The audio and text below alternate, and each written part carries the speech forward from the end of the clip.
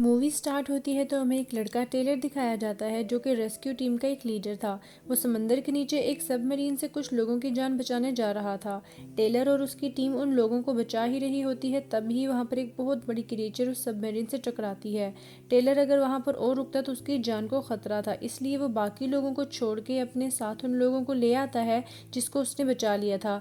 वो ऐसा तो नहीं करना चाहता था, लेकिन उसे दूसरों की जान बचाने के लिए ऐसा करना पड़ता है। और देखते ही देखते वो क्रिएचर उस सबमरीन को तबाह कर देती है।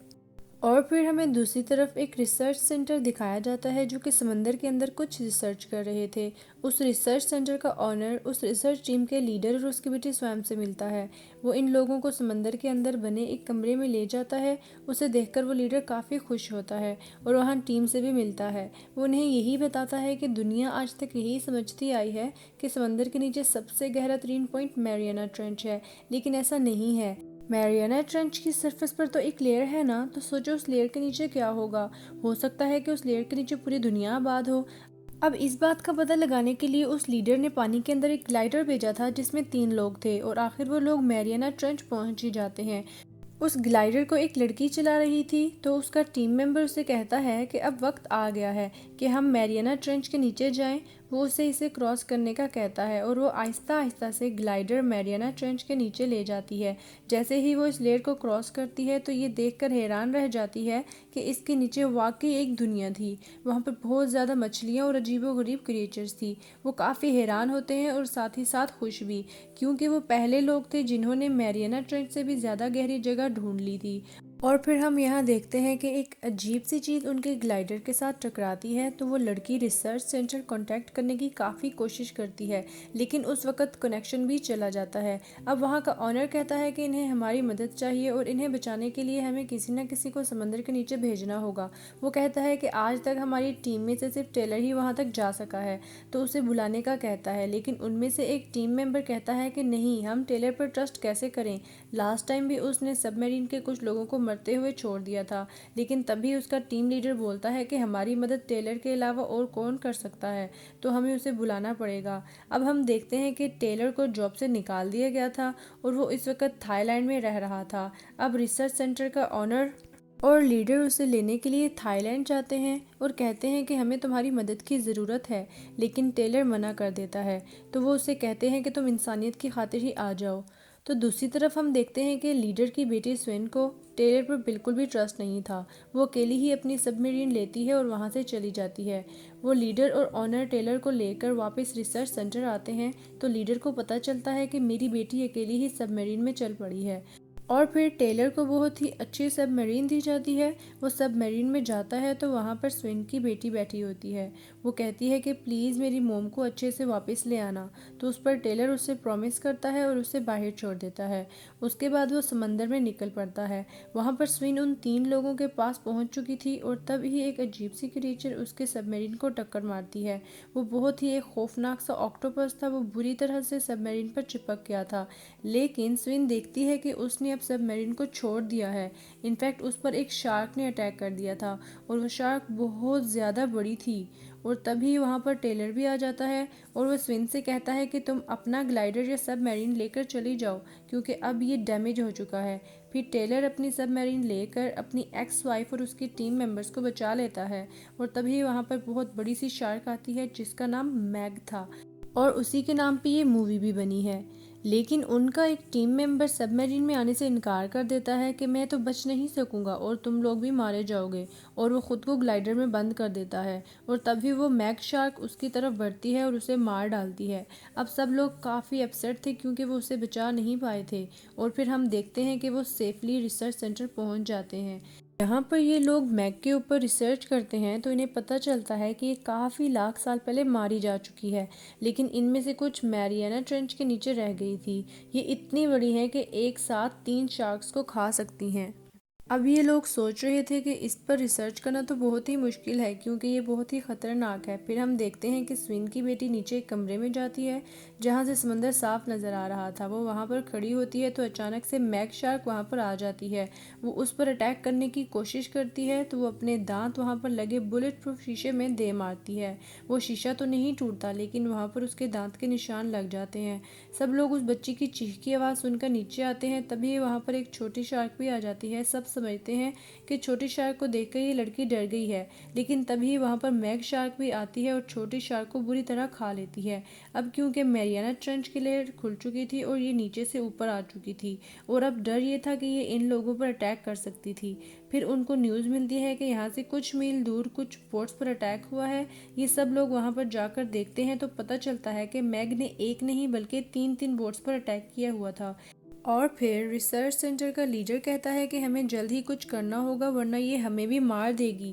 अब वो लोग डिस्कस करते हैं कि हम लोग मैग को बेहोश करके एक केज में बंद कर देंगे, लेकिन टेलर कहता है कि वो इतनी ज़्यादा बड़ी है कि किसी के काबू में नहीं आएगी, तो क्यों ना हम उस पर ट्रैकर लगा दें। तो सब लोग कहते हैं कि इस चीज़ के लिए हमें उसके करीब जाना होगा, और कौन जाएगा उसके करीब। और टेलर इस चीज़ के लिए तैयार हो जाता है और तभी उसे गन दी जाती है जिससे उसने वह ट्रैकर मैग में शूट करना था। वो उसके करीब जा ही रहा होता है तो वो वहाँ से गायब हो जाती है, लेकिन वो गौर करता है तो उसे दूर से उसके फिन्स नज़र आ रहे होते हैं। वो शूट करता है और ट्रैकर सक्सेसफुली उसमें लगा देता है। अब टेलर को वापस लाने के लिए उसकी रस्सी खींची जाती है जिससे थोड़ा शोर होता है। वो सुनकर मैग उसके पीछे चलने लगती है। यहाँ मैग उस पर हमला करने ही वाली होती है तो बाकी टीम मेंबर जल्दी से उसे बोट में खींच लेते हैं। अब ये लोग सोचते हैं कि जल्द से जल्द मैग को बेहोश करना होगा वरना ये तो तबाही मचा देगी। तो वो स्विन को एक बहुत ही मजबूत शीशे से बने बॉक्स में लॉक करते हैं और बहुत ही मजबूत केबल से उसे अटैच कर देते हैं। अब स्विन समंदर के नीचे जाती है। उसके पास पॉइजनस शूट था जिसकी मदद से उसने मैग को बेहोश करना था।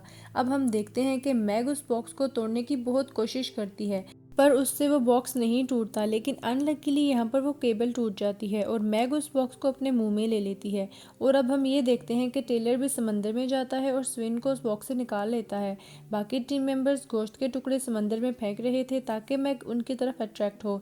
जैसे ही मैग उन गोश्त के टुकड़ों की तरफ जाती है, इस बात का फ़ायदा उठाकर टेलर और स्विन समंदर के ऊपर जाने लगते हैं, लेकिन मैग उनको देख लेती है और उन पर अटैक करने लगती है। लकीली उन लोगों की जान बच जाती है और स्विन फौरन से वो पॉइजनस स्ट्रेंज उसके मुंह में फेंक देती है, जिसकी वजह से वो जहर पूरा के पूरा उसके मुंह में फैल जाता है और वो मर जाती है। फिर टेलर और स्विन को भी पानी से निकाल दिया जाता है। अब मैग को भी पानी के ऊपर ले आया गया था और अब सब लोग काफ़ी खुश थे कि उन लोगों ने मैग को मार दिया। अब उन्हें लग रहा था कि उन्हें नुकसान पहुंचाने वाला और कोई क्रिएचर नहीं बचा। और फिर तभी उनकी टीम में से एक आदमी पानी में ही था और वो बहुत खुश हो रहा था, लेकिन एक और बहुत बड़ी मैग वहाँ पर आ जाती है और उसे खा जाती है। और अब वो मरी हुई मैग की तरफ बढ़ रही थी और जैसे ही वो मैग को खाने के लिए अटैक करती है तो उन दोनों के वजन से उनकी बोट मिसबैलेंस हो जाती है और उन लोगों की बोट का बैलेंस ख़राब हो जाता है। अब मैग वहाँ पर आती है और उनके टीम में से एक और मेंबर को खा देती है। बाकी लोग अपनी जान बचाने के लिए दो रेस्क्यू बोट्स में वहाँ से निकलते हैं, लेकिन मैग भी उनके पीछे ही थी और तभी वहाँ पर कुछ हेलीकॉप्टर्स आते हैं जो मैग पर फायर करके उसे वहाँ से भगा देते हैं। लेकिन हम देखते हैं कि उस रिसर्च सेंटर का जो लीडर था वो काफ़ी ज़ख्मी हो चुका था और अनलकीली उनकी वहाँ पर डेथ हो जाती है। स्विन अपने फादर की डेथ को लेकर यहाँ पर काफ़ी रोती है, बहुत परेशान होती है, लेकिन तभी टेलर भी वहाँ पर आता है और उसे समझाता है कि सब कुछ ठीक हो जाएगा। अब ये लोग रिसर्च सेंटर वापस आ चुके थे और यहाँ का ऑनर उन्हें बताता है कि मैंने चाइनीज़ आर्मी को बुलाया है जो कि मैग को आकर मार देगी और आप सबको भी सेफ जगह पर छोड़ आएगी। वो कहता है कि मैं इस रिसर्च सेंटर को भी बंद कर दूंगा और इसी के साथ वो हेलीकॉप्टर में बैठता है और वहाँ से जाने लगता है। और तभी हमें पता चलता है कि वो झूठ बोल रहा था कि उसने चाइनीज़ आर्मी को बुलाया है। इनफैक्ट वो खुद ही मैग का मुकाबला करना चाहता था, इसलिए उसने बहुत सारे एक्सप्लोजिव्स और टूल्स मंगवाए थे। और अब हम यहाँ देखते हैं कि वो लोग मैग पर बॉम्ब ब्लास्ट करते हैं जिसकी वजह से बहुत बड़ा एक्सप्लोजन होता है और वो देखते हैं कि गोश्त के बड़े बड़े टुकड़े पानी में फैल चुके हैं। वो ऑनर समझता है कि उसने मैग को मार डाला। वो बोट में बैठे बाकी रेस्क्यू मेंबर्स को ऑर्डर देता है कि उसके पास जाकर देखो कि क्या वाकई ये मैग है। पास जाने पर उनको पता चलता है कि ये मैग नहीं बल्कि बहुत बड़ी वेल थी। वो बोट से आने के लिए पानी में गिर जाता है। पानी में गिरने के बाद वो काफ़ी डर जाता है क्योंकि मैग भी वहाँ पर ही थी। मैग वहाँ पर ही थी, वो खुद की जान बचाने के लिए एक व्हेल पर जाता है, उसी व्हेल पर जो मर चुकी थी, लेकिन मैग उसे वहाँ पर भी आकर खा लेती है और वो मर जाता है। और अब दूसरी तरफ रेस्क्यू टीम को पता चलता है कि वो ऑनर झूठ बोल रहा था, हमारी मदद करने के लिए कोई भी नहीं आएगा। तो टेलर कहता है कि हमें मिलकर ही उस मैग को मारना होगा, और वो लोग एक मैप पर देखते हैं कि एक बीच है और वहाँ पर बहुत सारे लोग वेकेशंस मनाने आते हैं, और ट्रैकर से पता चलता है कि मैग भी कहीं आसपास ही है। वो लोग कहते हैं कि इतने सारे लोग देखकर मैग उन पर ज़रूर अटैक करेगी। वो लोग फ़ौरन मैग को रोकने के लिए उस बीच पर जाते हैं, लेकिन उनसे पहले ही मैग वहाँ पर पहुँच चुकी थी, और समंदर में इतने सारे लोगों को देखकर वो उन पर अटैक कर देती है और उन्हें खाने लगती है। लेकिन तभी टेलर भी अपनी बोट लेकर वहाँ पर पहुँच जाता है। वो यहाँ पर एक ट्रिक खेलते हैं, वो पानी के अंदर एक ऐसा सेंसर लगाते हैं जो कि व्हेल मछली की आवाज़ निकाल सकता था। वो उसको ऑन करते हैं तो मैग को लगता है कि यहाँ पर कोई व्हेल है, तभी वो उसकी तरफ बढ़ती है उसका शिकार करने के लिए। और दूसरी तरफ टेलर और स्विन इस इंतज़ार में थे कि वो कब यहाँ पर आए। अब मैग उनके करीब आ चुकी थी, तो वो अपना ग्लाइडर थोड़ा दूर ले जाते हैं। उनके ग्लाइडर में एक रॉकेट लॉन्चर भी था जिसकी मदद से वो उस पर अटैक कर सकते थे। अब हम देखते हैं कि मैग भी उनके पीछे पीछे ही होती है और वो ग्लाइडर से टकरा जाती है, जिसकी वजह से टेलर के ग्लाइडर का लॉन्चर बटन ख़राब हो जाता है। और अब मैग मुसलसल उस ग्लाइडर पर अटैक कर रही थी, लेकिन टेलर तभी चालाकी से काम लेता है और अपने ग्लाइडर को टेढ़ा करते हुए ऐसे इस मैग के पास से गुजरता है कि इसके ग्लाइडर की नोकीली चीज़ मैग की बॉडी को चीरते हुए वहां से गुजर जाती है। अब मैग शार्क का जिस्म काफ़ी ज़ख्मी हो चुका था, उसका काफ़ी खून भी निकल रहा था, लेकिन वो अभी भी जिंदा थी। वो फिर से ग्लाइडर के पीछे आ जाती है, वो बार बार ग्लाइडर पर अटैक करके उसे डैमेज करने की कोशिश करती है। अब टेलर ग्लाइडर से बाहर आ जाता है, लेकिन तभी मैग उस पर अटैक करने आ ही रही थी। तभी टेलर फ़ौरन से उस ग्लाइडर की वो नोकीली चीज़ उतारता है और उसे मैग की आंख में दे मारता है, जिससे उसकी आंख ज़ाया हो जाती है। यहाँ पर मैग तड़पने लगती है और उसकी बॉडी से इतना सारा खून निकलने की वजह से बहुत सारी शार्क्स उसकी तरफ अट्रैक्ट होती हैं और वहाँ पर आकर उसे खाने लगती हैं। और फाइनली इतनी ज़्यादा शार्क्स होने की वजह से वो मैग को खा जाती हैं और मैग वहीं पर मर जाती है। अब स्वेन टेलर को बचा लेती है और वो लोग बाहर आ जाते हैं। इनकी बेटी भी इनके साथ थी। यहाँ पर वो लोग काफ़ी रिलैक्स होते हैं, उन्होंने मैग को मार दिया था। इसी के साथ मूवी एंड हो जाती है। Thanks for watching the video.